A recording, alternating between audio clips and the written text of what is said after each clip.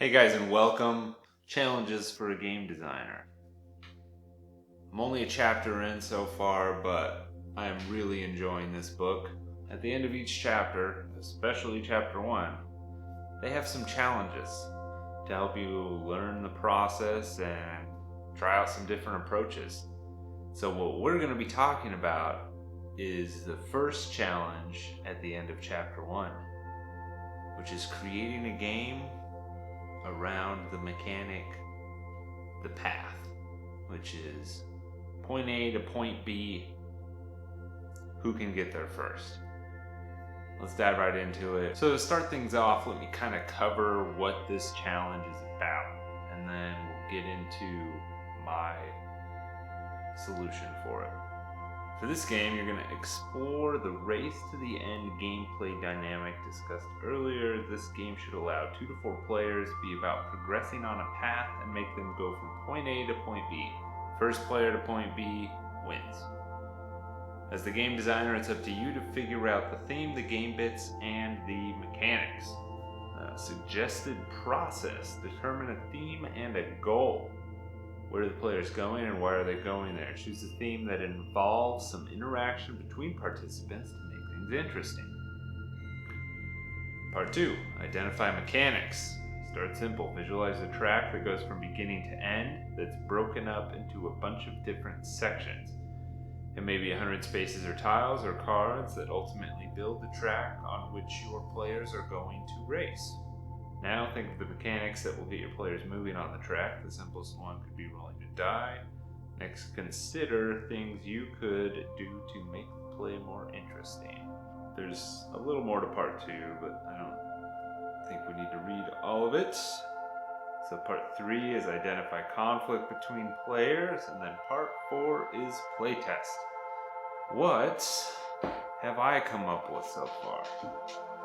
So for this, I think I have a very interesting idea. The players are ghosts trying to make their way to the light first.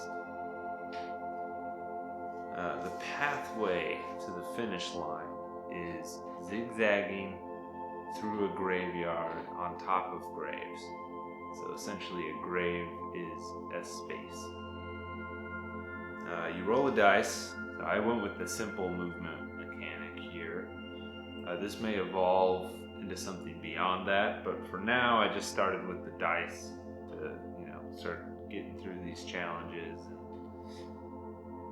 and start learning as much as I can. So roll the dice, move forward, and then whatever graves you land on, you try and help the ghost associated with said grave. And so the encounter, you roll a die to sort of gauge how much help you are actually able to provide to this ghost that you happen upon. And if you do well enough, you draw a ghost bonus card, which will potentially give you a speed boost, so you're able to move 3 extra graves forward next turn, or like whenever you decide to play it. Or you can throw some ectoplasma behind you to slow down enemy ghosts. Help get yourself further in the lead, or possibly to catch back up. That is the base of the game, and there's obviously a lot more that could go into that, but this is a solid way to meet that first challenge.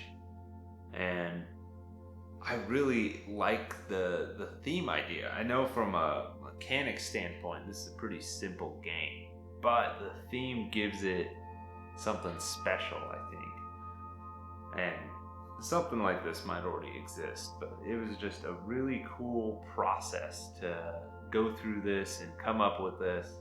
And as far as I can tell, just from this first chapter that I read and the first challenge that I've gone through here, this book is going to be a huge help to just picking up more and more information on how to game design better.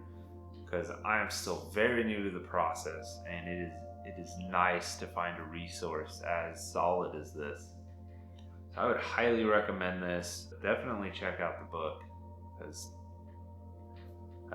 they're people who wrote it are professional game designers, so they're going to be able to obviously give more insight than my interpretation of their insight can give. But here, this is a good example of a potential way to solve that first challenge, and maybe it'll help lend some inspiration for you while you're trying to get through the challenge. But I hope you guys enjoyed this. I just wanted to give you a real quick highlight of the approach I took here and what you could do if you decide to start working through this book. You guys have a good night.